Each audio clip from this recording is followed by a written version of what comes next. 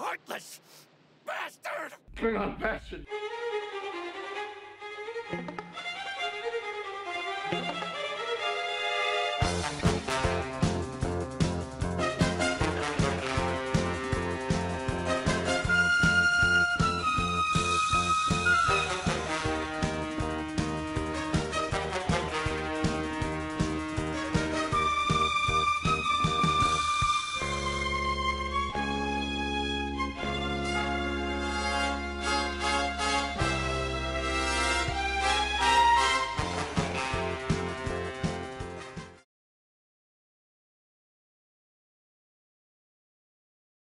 L'épopée de Gilgamesh est considérée comme étant la plus ancienne œuvre littéraire connue. Ce poème épique mésopotamien, dont je ne ferai pas un résumé exhaustif ici, met en scène Gilgamesh, un roi orgueilleux et tyrannique. Pour le punir, les dieux lui créent un rival en la personne d'Enkidu. Au cours de leur affrontement, Gilgamesh et Enkidu se rendent compte qu'ils sont de force égale et arrêtent de se battre. Leur amitié fait de Gilgamesh non seulement une meilleure personne, mais un meilleur roi. Et ensemble, ils vivent plusieurs aventures jusqu'à ce que les dieux tuent Enkidu. Cette mort chagrine et traumatise Gilgamesh, qui se lance en quête d'immortalité, un voyage au terme duquel il apprend que la mort est inévitable et que la vie n'est par conséquent que plus précieuse. Au début de Star Trek III The Search for Spock, tout comme Gilgamesh a perdu son meilleur ami, Kirk vient de perdre le sien. Mais la leçon que Gilgamesh n'apprendra qu'après avoir vainement cherché le secret de l'immortalité, Kirk l'a apprise à la fin du film précédent, puisqu'il a fait face à l'inévitabilité de la mort comme jamais il n'y avait fait face auparavant. Alors que l'Enterprise revient de cette aventure qui lui a coûté si cher, il semble que Kirk soit en train de perdre un autre ami. Car quelque chose ne tourne pas rond chez le Dr McCoy. Lui qui s'est montré si souvent en désaccord avec le Vulcain au cours de leurs nombreux voyages, est à présent hanté par le fantôme de celui-ci, ou plus précisément par son Katra que Spock lui a confié avant de se sacrifier. Kirk s'en rend compte après que Sarek, le père de Spock, l'informe de l'existence de cette pratique et lui reproche d'avoir abandonné le corps de Spock sur Genesis. Bien que ce ne soit pas très bien expliqué dans le film, à la mort d'un Vulcain, le Katra est transféré dans ce qu'ils appellent une arche katrique, un récipient avec lequel les Vulcains peuvent accomplir une fusion mentale pour accéder aux connaissances et à la sagesse du défunt. Et il semblerait que le corps soit aussi important pour le rituel, car Sarek le revendique. McCoy. One alive, one not. Yet both in pain. What must I do? You must bring them to Mount Silea on Vulcan. Only there can both find peace. Or, les paroles du Vulcain sont si ambiguës qu'il est possible de les interpréter d'une autre façon. Peut-être que le corps de Spock a seulement une valeur symbolique, ou, n'en déplaise à Sarek, une valeur sentimentale. Peut-être Kirk n'a-t-il même pas besoin d'aller chercher le corps de Spock pour que le Katra qui afflige McCoy soit transféré dans une arche katrique. Libre aux Trekkies de me contredire dans les commentaires, mais si on ne se fie qu'au film lui-même, le dialogue est très imprécis. Et s'il est aussi imprécis, c'est parce que la requête de Sarek est en fin de compte bien peu importante. En vérité, Kirk s'en sert davantage comme d'un prétexte pour une autre quête plus personnelle. Il est en quête de pardon, le pardon le plus difficile à obtenir, le sien. I must have your thoughts. May I join your mind? Lorsqu'à la fin du dernier film, l'Enterprise fut confrontée à une épreuve rappelant le test du Kobayashi Maru, Kirk refusait encore de croire qu'il lui était possible d'échouer, et c'est son ami qui en a payé le prix. Spock. I have been and always shall be your friend. Live long and prosper. No.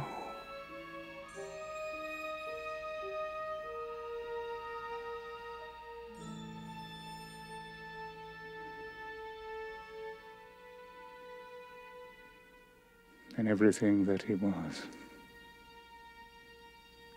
everything he knew, is lost.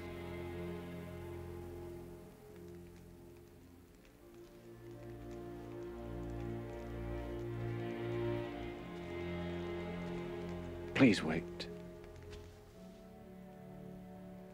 He would have found a way if there was that much at stake. Spock would have found a way. Même s'il constitue le deuxième volet d'une trilogie complètement improvisée, je considère que The Search for Spock forme surtout un diptyque avec The Wrath of Khan, puisque l'intégralité de son intrigue n'est qu'une extension, voire une inversion de celle du film précédent.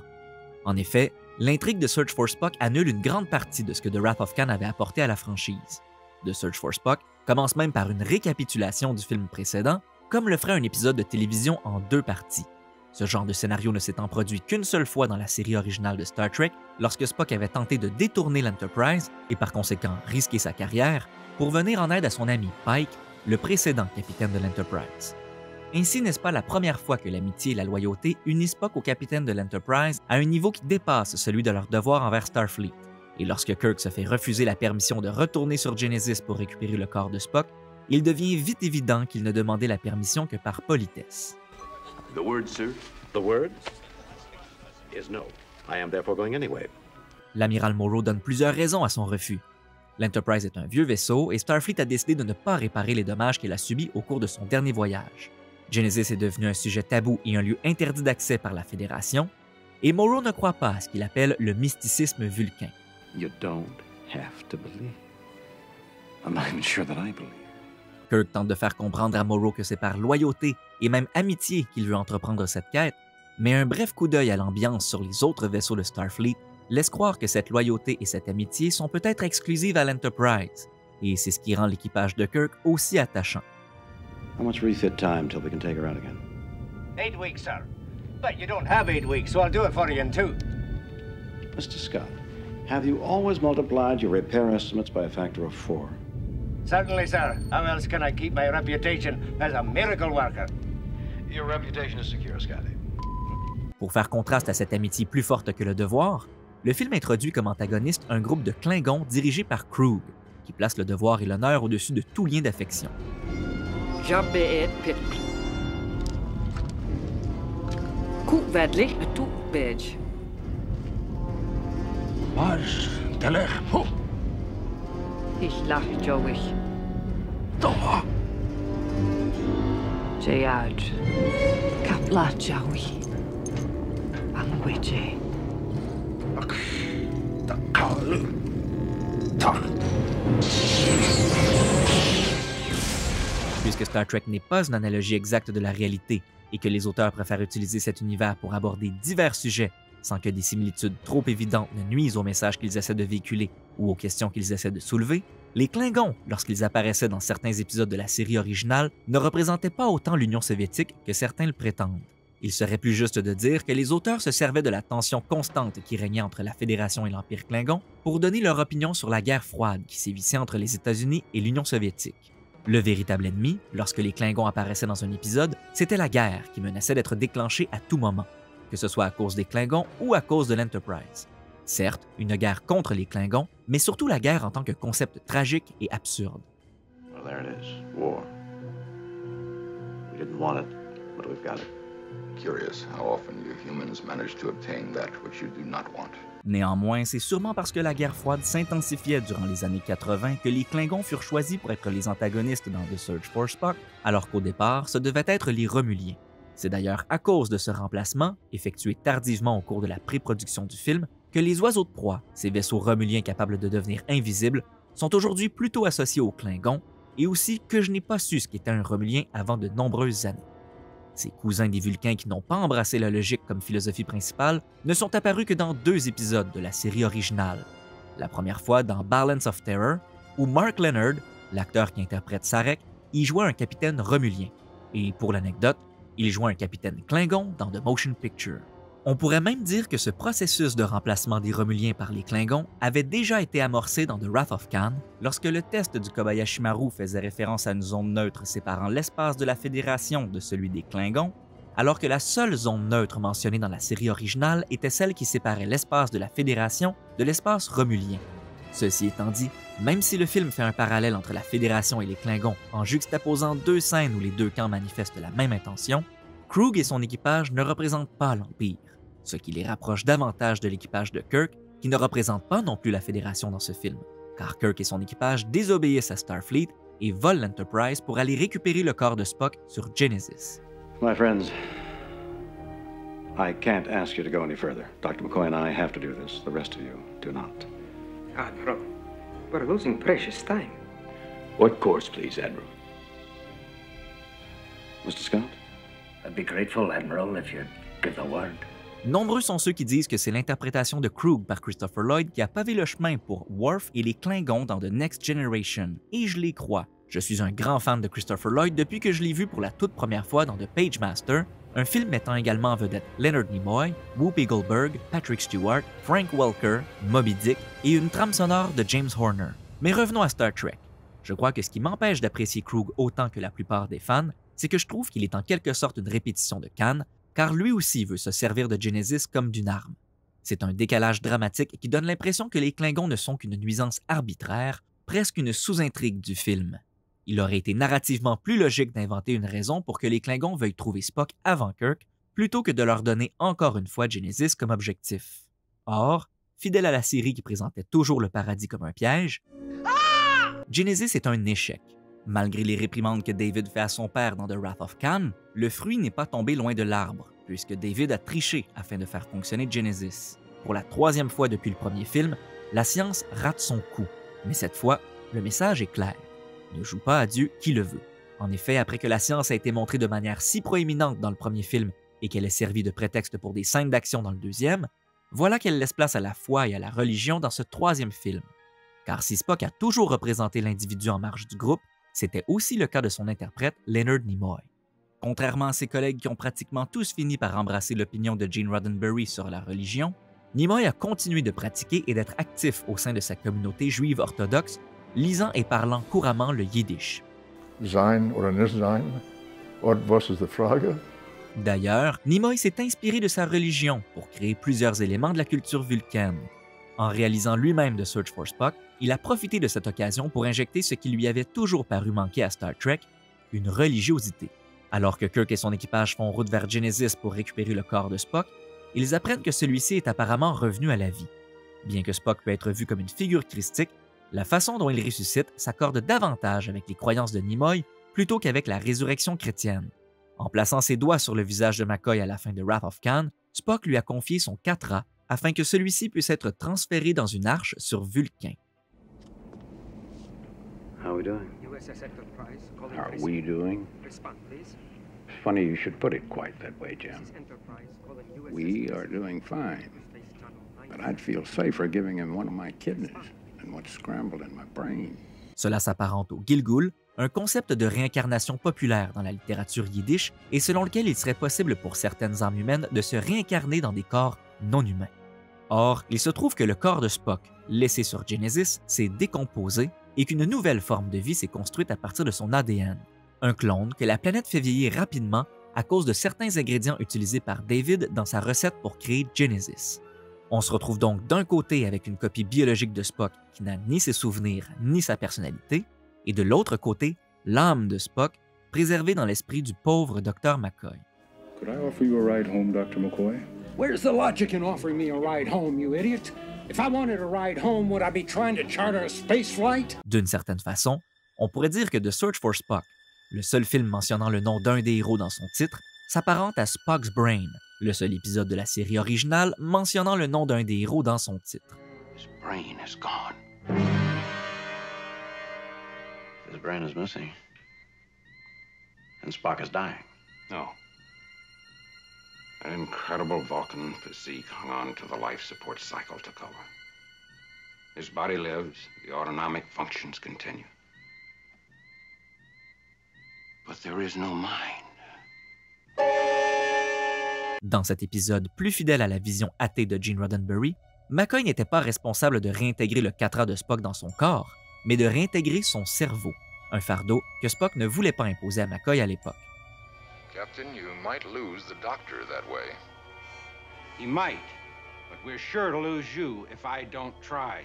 I cannot allow you to jeopardize your life for me. Mais McCoy s'est montré à la hauteur de cette épreuve, ce qui explique peut-être pourquoi Spock n'a pas hésité avant de lui confier son Katra à la fin de Wrath of Khan. Tout comme le film n'explique pas très bien pourquoi Sarek veut le corps de Spock, il n'explique pas très bien le lien entre les crises de Spock et les intempéries sur Genesis. His aging's part of what's going on around us. Quelque part entre les dons télépathiques des Vulcains et la pseudoscience ayant servi à créer Genesis, on trouve la place pour de nombreux débats entre les fans. Il en va de même pour d'autres éléments de l'intrigue, comme les modifications que Scotty apporte à l'Enterprise pour que celle-ci puisse maintenant être pilotée par seulement 5 personnes plutôt qu'une rotation de 400. A chimpanzee and 2 trainees could run her. Thank you, Mr. Scott. I'll try not to take that personally. Ou l'arrivée d'Uhura sur Vulcain alors que c'est si difficile pour les autres héros d'obtenir un vaisseau. Contrairement à The Wrath of Khan qui avait été constitué à partir de 5 scénarios différents, The Search for Spock a une intrigue assez simple et assez directe.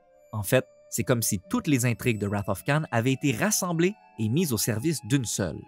Bien sûr, il fallait que quelqu'un reste en arrière pour permettre à l'Enterprise de s'enfuir. Yeah, well maybe that's okay for someone like you, whose career is winding down. But me, I need some challenge in my life, some adventure. Good evening, Commander. Is everything ready? Step into my parlor, gentlemen. But it's damn irregular. No destination orders, no encoded IDs. You wanted Adventure House this. The old adrenaline going, huh? Good boy. Now get in the closet. I'm glad you're on our side. Can you handle that, Oh, I'll have Mr. Adventure eating out of my hand, sir. And I'll see all of you at the rendezvous. Mais le périple subséquent d'Uhura jusqu'à Vulcain aurait pu servir d'intrigue secondaire. Il en va de même pour l'Excelsior, le tout nouveau vaisseau de Starfleet. Looking forward to breaking some of Enterprise's speed records tomorrow. Yes, sir. Up your shaft. Mais l'Excelsior est expulsé de l'intrigue en un temps record par Scotty sans avoir pu générer la moindre tension, ni même une petite scène de poursuite. The more they overthink the plumbing, the easier it is to stop up the drain. Or, s'il y a une chose que j'ai apprise de Mission Impossible, ou plus honnêtement, du Tour du monde en 80 jours, c'est que les enjeux sont toujours plus forts quand non seulement les héros poursuivent un but, mais qu'ils sont eux-mêmes poursuivis. Bref, je ne veux pas faire la liste de tous les défauts du film, mais je suis assez d'accord avec ceux qui disent que The Search for Spock a tous les ingrédients nécessaires pour être un grand film, pour offrir une belle suite à The Wrath of Khan et potentiellement une grande conclusion pour ceux et celles qui veulent s'arrêter au 3e film, mais qu'il rate sa cible de peu à presque tous les coups. Et alors que The Motion Picture semble avoir fini par trouver son public, ce n'est pas le cas de Search for Spock, qui sert aujourd'hui d'argument à ceux et celles qui croient que les films impairs de Star Trek sont tous mauvais. Mais The Search for Spock n'essaie pas plus de mesurer sa science-fiction à celle de Motion Picture que ses séquences d'action à celle de Wrath of Khan. Ce qu'il offre à la place, c'est une aventure humaine. Contrairement à ce que certains croyaient lorsque Leonard Nimoy s'est porté volontaire pour réaliser le film, The Search for Spock ne représente pas la tentative narcissique d'un acteur pour se mettre de l'avant, Nimoy préférant plutôt faire briller les autres personnages comme aucun des 2 films précédents ne l'avait fait, et comme rarement une autre franchise allait le faire par la suite pour des personnages d'un tel âge.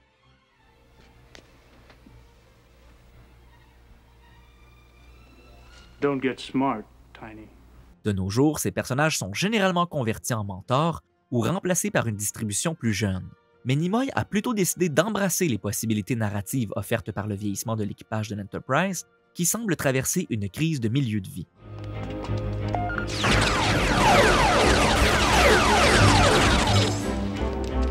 Don't call me Tiny.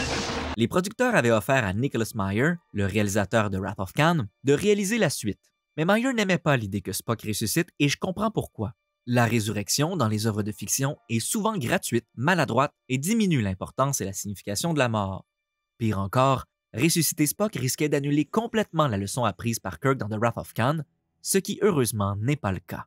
Il y a plusieurs raisons pour lesquelles les auteurs peuvent avoir envie de faire mourir un de leurs personnages. Ça peut être pour obéir à une convention comme la perte du mentor, une formule qui a été répétée si souvent qu'on pouvait prédire la mort de Han Solo dans Star Wars 7 juste en regardant la bande-annonce, de même que sa réapparition dans l'épisode 9, comme Ben Kenobi, Gandalf, Dumbledore et plusieurs autres mentors qui ont fini par réapparaître sous une forme ou une autre après leur mort. Je salue les sœurs Wachowski qui, dans The Matrix, ont fait en sorte que Neo perde son mentor sans le faire mourir, et en faisant plutôt de Morpheus la princesse à sauver, rôle qui aurait conventionnellement été attribué à Trinity. La mort d'un personnage peut aussi servir à motiver le protagoniste à agir, comme dans les films de vengeance ou de super-héros. Mais puisque les œuvres de fiction sont souvent écrites par des hommes, pour des hommes, et portant sur un héros masculin hétérosexuel, il arrive très souvent que les auteurs choisissent de faire mourir la femme ou la copine du héros.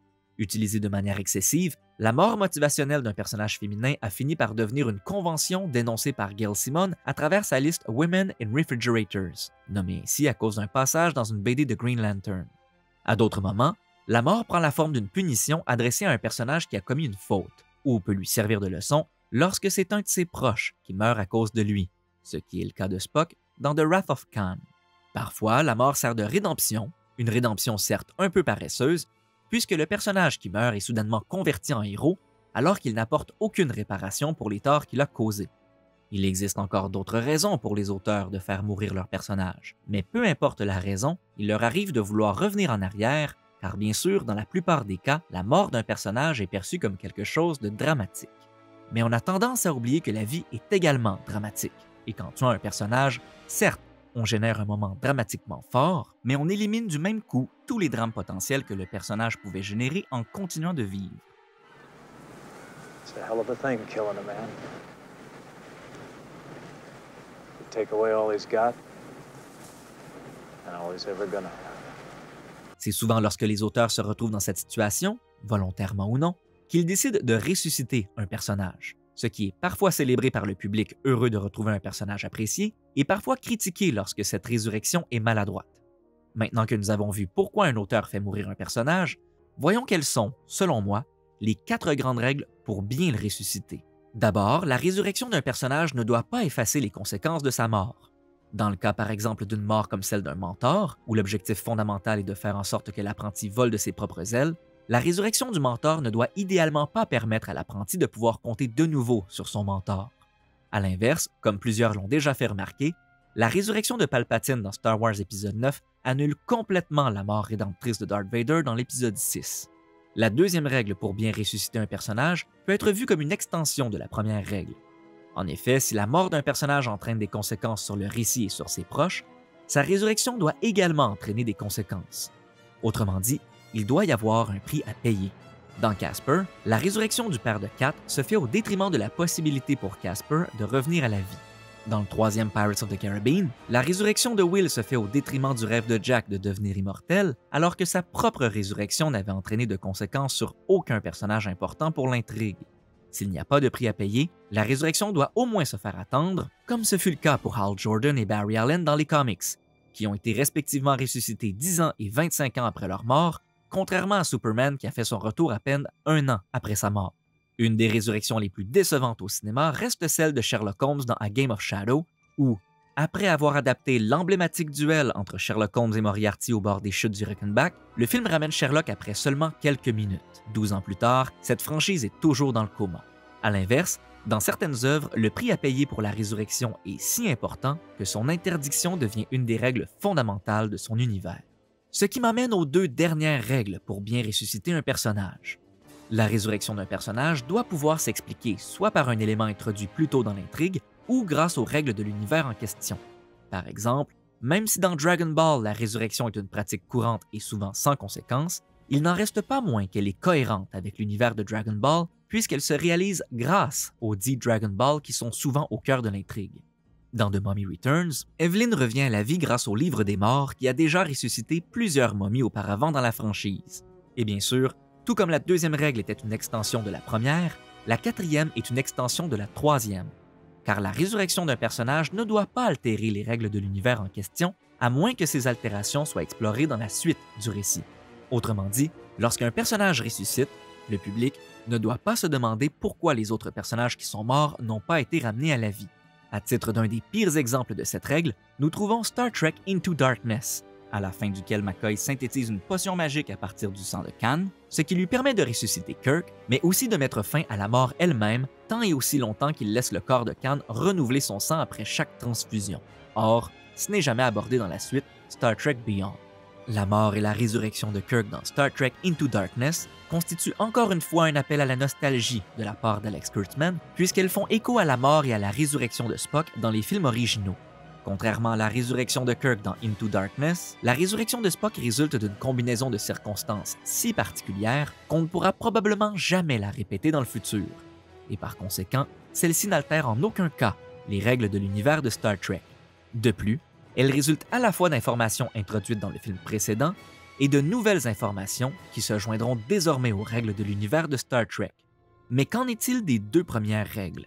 En quoi la résurrection de Spock n'annule-t-elle pas les conséquences de sa mort dans le film précédent et quelles nouvelles conséquences entraîne-t-elle? The Search for Spock, comme son titre l'indique, ne porte pas sur la résurrection de Spock, mais sur la quête pour le retrouver et ce que cette quête enseigne à Kirk, que l'amitié est plus importante que l'exploration spatiale. Kirk, I thank you. What you've done is... What I have done, I had to do. And at what cost? If I hadn't tried, the cost would have been my soul. À la fin du film, Kirk a l'occasion de repasser le test du Kobayashi Maru, cette fois contre de vrais Klingons. Commander Klingon vessel. Prepare to board this ship on my next signal. No tricks, Kirk. You have 1 minute. Alors qu'il lui a consacré sa vie, Kirk comprend maintenant que l'Enterprise, c'est avant tout un équipage uni par l'amitié et fait ce qu'il n'avait jamais que bluffé de faire, il provoque l'autodestruction de l'Enterprise pour sauver ses amis. 9, 8, 7, 6, 5. Get out! 3, Get out of there!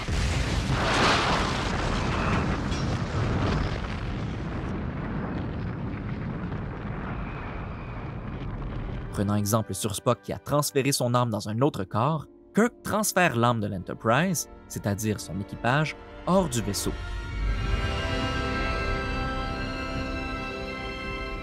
My God, Bones. What have I done? What you had to do. What you always do. Turn death into a fighting chance to live.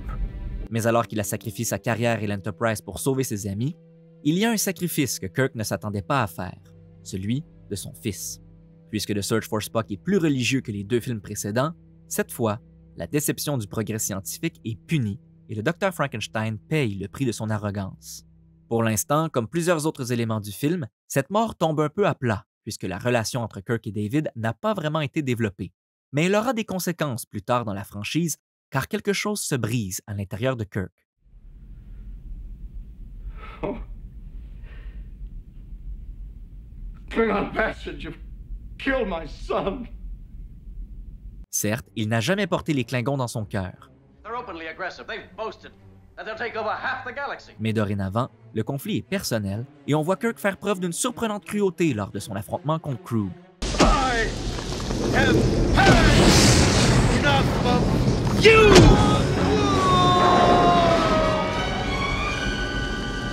Après quoi, cette première trilogie thématique au sein de la franchise se termine là où elle avait commencé, sur Vulcain. La dernière fois qu'on y était, Spock était un moine solitaire qui échouait le rituel du Kolinar. Le voilà maintenant devenu un messie entouré de ses amis.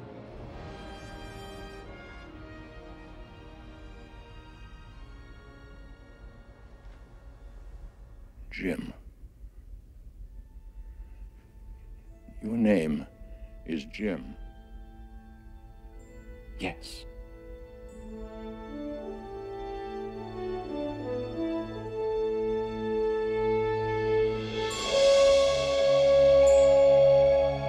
Et tout comme ceux-ci ont ramené son âme pour le transférer dans ce nouveau corps, The Search for Spock ramène enfin l'âme de la série télévisée de Star Trek, c'est-à-dire l'humanité et l'amitié entre les personnages, pour la transférer dans ce nouveau corps cinématographique.